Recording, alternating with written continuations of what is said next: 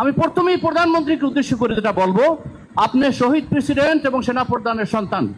আপনার মাও ছিলেন প্রধানমন্ত্রী, আপনার শ্বশুর ছিলেন এডমিরাল, নৌবাহিনীর সবচেয়ে বড় রেকর্ডেড ভেটারান অফিসার।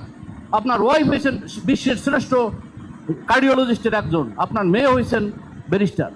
আপনি কিসের অসুবিধা? আল্লাহ আপনাকে যে নিয়ামত দিচ্ছে, আপনি সারাদিন শ্রদ্ধায় পড়ে থাকলেও একটা নিয়ামতের শুকরিয়া আদায় করতে পারবেন না। আপনি যদি কাউকে মুসলিকা দিয়ে আসে থাকেন, আপনার অতীতের ট্র্যাক রেকর্ড সবকিছু মিলে আমরা সবকিছু ভুলে যাব।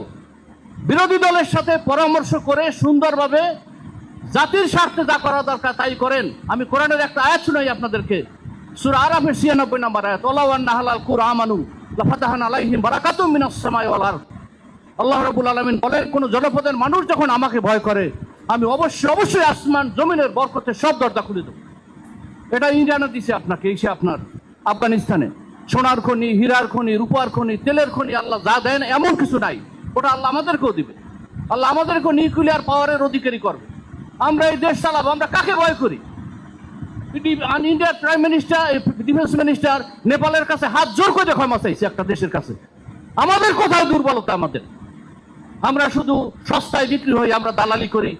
ইমানটা খুব বড় জিনিস। ইমানহীন আমল আর আমলহীন ইমান আল্লাহর কাছে কোনোটাই গ্রহণযোগ্য না। আপনি দুনিয়ায় প্রধানমন্ত্রী হলেন, প্রেসিডেন্ট হলেন, সবই হইলেন, কিন্তু মরার পরে আপনার জাহান্নামে জায়গা হইল।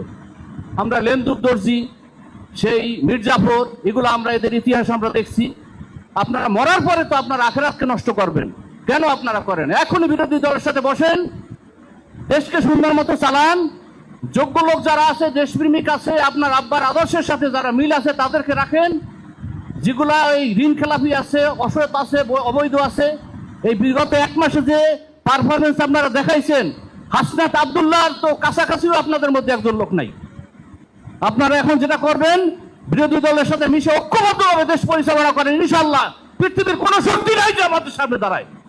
শুধু ঐক্য দরকার, একটা ঐক্য এবং আইন অনুযায়ী দেশকে আপনারা পরিচালনা করবেন।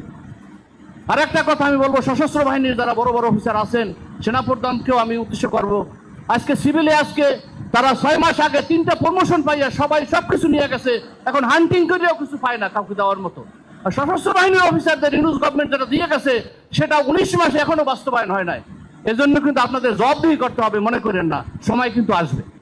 সম্মানিত হাজিরিন, আমি 2-3টা কথা বলে শেষ করছি। আমার বোধ হয় কথা বলার প্রায় শেষ। একটা হলো, সাপ যখন সোজা হয় মরার পরে, আগে কিন্তু সোজা হয় না, এটাও একটু মনে রাখেন। মির্জাফর লেন্দুর দর্জির কথা আমি বলছি। আজকে আমাদের এই শিশির মনির ভাই আছেন, আমাদের জাতির শ্রেষ্ঠ সন্তান।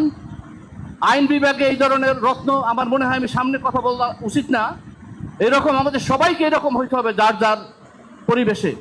আমরা আসুন, আমরা ঐক্যবদ্ধ হই। এত সুন্দর বিরোধী দল পৃথিবীর ইতিহাসে আর কেউ পাইছে কিনা কোনো সরকারি দল আমার জানা নাই।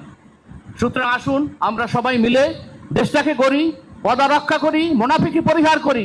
মুনাফিকের জায়গা হলো আসফালিন মিনান নার, জাহান্নামের সবচেয়ে নিচে। আপনারা জাহান্নামে যাইয়েন না, জান্নাতে যাওয়ার জন্য তওবা করে ফিরে আসেন, দেশপ্রেম উজ্জীবিত হন।